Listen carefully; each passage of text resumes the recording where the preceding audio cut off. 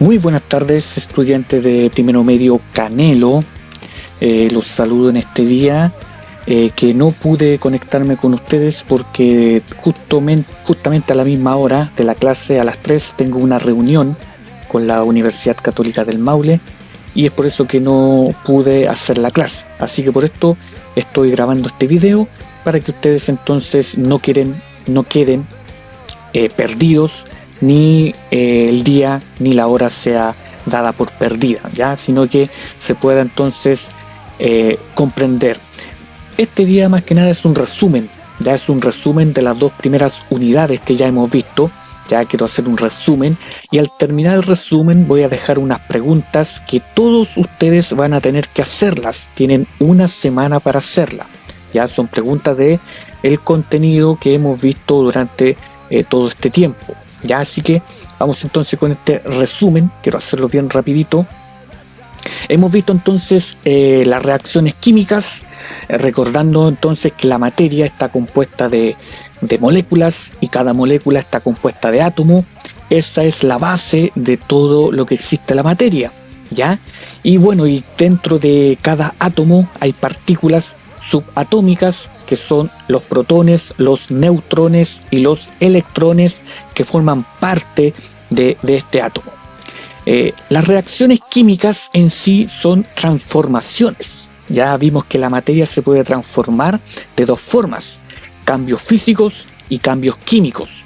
Ya los cambios físicos son aquellos que solamente se altera la apariencia, la forma de la materia y son reversibles, mientras que los cambios químicos son cambios irreversibles porque se altera el orden de los átomos y de las moléculas que conforman un cuerpo dentro de la materia.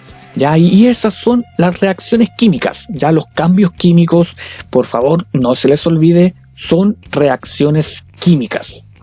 Ya, aquí hay algunos ejemplos de cambios físicos. Ya nuevamente les repito, son los que modifican el estado o las propiedades de las sustancias sin transformarlas en otras. Ya, en este caso tenemos que fundir hielo, es un cambio físico porque el hielo es agua congelada y cuando se derrite sigue siendo agua pero en estado líquido. Cortar papel es un cambio físico porque aunque el papel ahora esté cortado en varios pedacitos, siguen siendo papel. Disolver azúcar en el café es un cambio físico porque aunque el azúcar está disuelta dentro del líquido del café, sigue siendo azúcar. ¿Ya?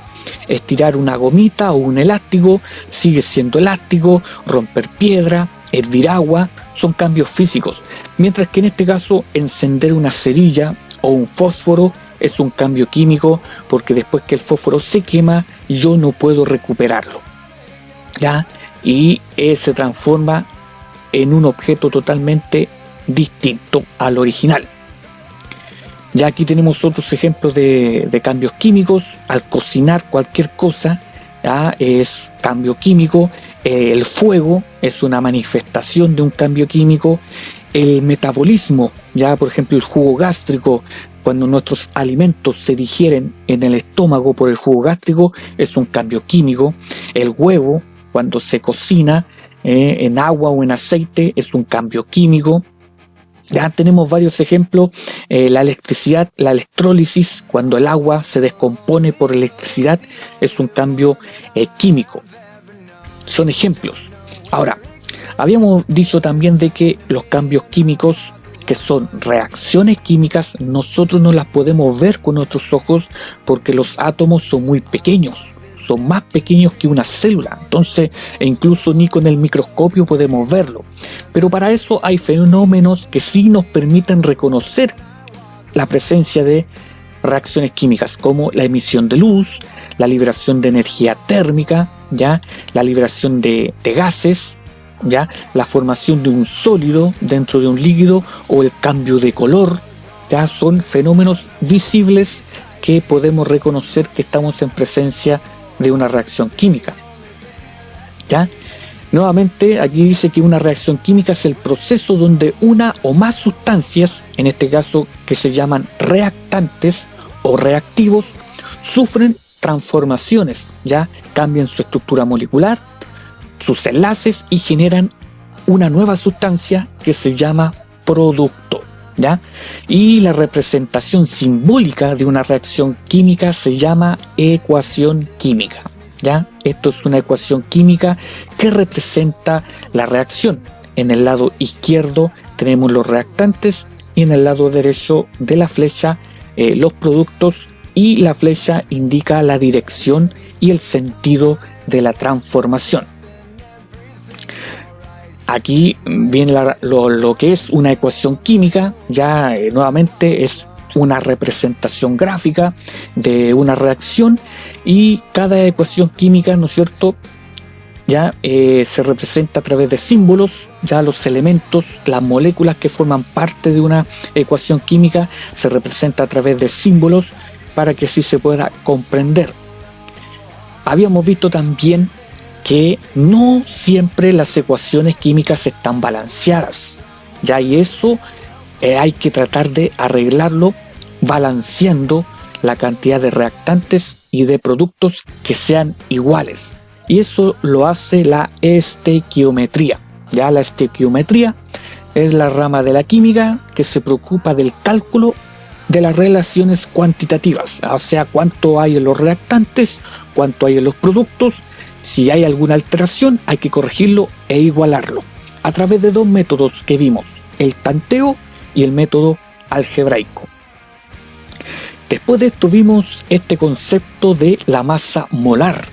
Ya, la masa molar es la cantidad de materia medida en moles que tiene una molécula, un compuesto. ¿Ya? Por ejemplo, aquí tenemos el cloroformo como compuesto. El cloroformo tiene hidrógeno, tiene carbono y tiene 3 átomos de cloro.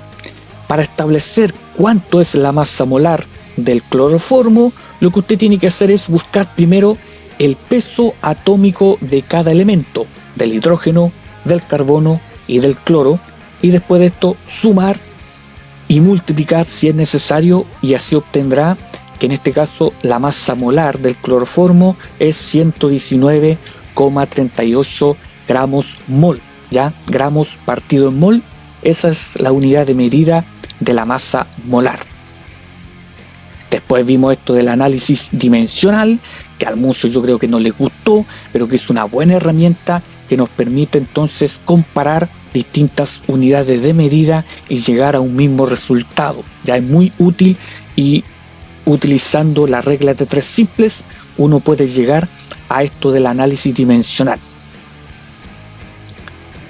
Vimos, ¿no es cierto?, estas leyes que son las que rigen las reacciones químicas: la ley de la conservación de la masa o ley de Lavoisier, que dice que la cantidad de masa de los reactantes siempre tiene que ser igual a la cantidad de masa de los productos, ¿ya? Y la ley de las proporciones definidas o ley de Proust, la cual dice de que los elementos químicos que están presentes en los reactantes también tienen que estar presentes en los productos. Ya no puede aparecer ni desaparecer un elemento químico, o si no, no estaría cumpliendo con estas leyes. Y estas leyes se cumplen sí o sí.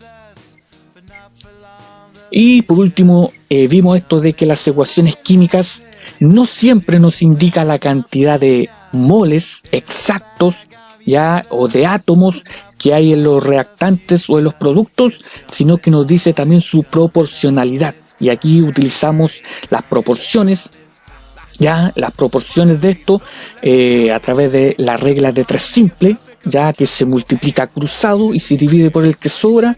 Así obteníamos las proporciones. Y definimos también este concepto que es reactivo limitante, ya, que se refiere a aquel reactivo o reactante que se acaba primero. Ya durante la reacción química, en la transformación, es el primero en acabarse, y también es el que define la cantidad de producto que se va a generar. Y ahí habíamos utilizado como ejemplo aquí la generación de hamburguesas, de sándwich, dándonos cuenta de que el reactivo limitante en este caso eran las hamburguesas, porque fue el que se acabó primero y fue el que determinó la cantidad de sándwich de producto que se iban a obtener. Y vimos también esto del rendimiento de la reacción, ya que cada reacción química tiene un rendimiento que no siempre cumple con la realidad, ¿ya? En teoría, a veces no cumple con la realidad. ¿Y cómo se obtiene este rendimiento? Es simplemente dividiendo el rendimiento real por el rendimiento teórico y se multiplica por 100. Ya supongamos que yo espero obtener en una X, en cualquier reacción química, 10 moles de agua, pero en realidad obtuve 8 moles de agua. Entonces yo tendría que dividir 8 dividido en 10 y el resultado multiplicarlo por 100. Y ahí obtendría el rendimiento de esta reacción. Y eso es todo lo que hemos visto. Ya ha sido bastante, hartas definiciones. Ya nos detuvimos harto en lo que son el balanceo de ecuaciones por el tanteo, por el algebraico. Lo vamos a volver a retomar después, ya, porque no se tienen que olvidar. Y les dejo estas preguntas. Como ya les había mencionado, estas preguntas son de alternativa. Usted las tiene que realizar, las hace en su cuaderno o las hace en un Word y me las manda al correo. Todos lo hacen, ¿ya? Este video va a estar en la plataforma para que usted lo vea y lo repita las veces que sea necesario. La presentación PowerPoint también va a estar en la plataforma para que usted la descargue, la lea, tome los apuntes necesarios y aquí mismo están las preguntas, ¿ya? Y estas preguntas usted las tiene que responder en su cuaderno y me manda fotos diciéndome cuál es la alternativa correcta. Si no tiene alguna duda, si no se recuerda cómo lo hace, me manda un correo y me pregunta cómo. Ya yo voy a estar dispuesto para ayudarle. Esta es la primera pregunta. Esta es la segunda pregunta. ¿Ya? Tercera pregunta. Cuarta pregunta. Pregunta número 5. Pregunta número 6. Y eso, son 6 preguntas. Ya si ustedes se dieron cuenta. Son 6 preguntas. Esta es la pregunta número 1. Ya es con alternativa. Usted la hace en su cuaderno y me dice cuál es la alternativa correcta. Esta es una pregunta de desarrollo. Aquí le están preguntando la cantidad de moles del ciclo hexano. ¿Cuántos moles hay? Ya aquí también la cantidad de moles. Ya aquí tiene que aplicar todo lo que hemos visto anteriormente. Esta es la masa. ¿Cuál es la masa de ese átomo de oxígeno? También esto tiene que ver con la proporcionalidad. La hace y me dice cuál es la alternativa correcta. Y esta última pregunta se necesita para reaccionar. ¿Cuántos gramos de oxígeno se necesitan para reaccionar completamente con 48 gramos de metano? Todo esto es lo que hemos visto hasta ahora. ¿Ya? Son 6 preguntas. Entonces, vean este video, repasen el contenido. Ustedes saben que yo siempre subo todo a la plataforma. Videos como también las presentaciones en PowerPoint. En el caso de ustedes, vimos el miércoles pasado varias preguntas, ya examinamos y hicimos varias preguntas, pero en esta ocasión todos tienen que hacerlo, todo. Cualquier duda a mi correo freelancepulveda2604@gmail.com. ¿Ya? Bien, entonces nos veríamos el próximo miércoles y les dejo esto como tarea. Que les vaya muy bien, buena semana, bye bye.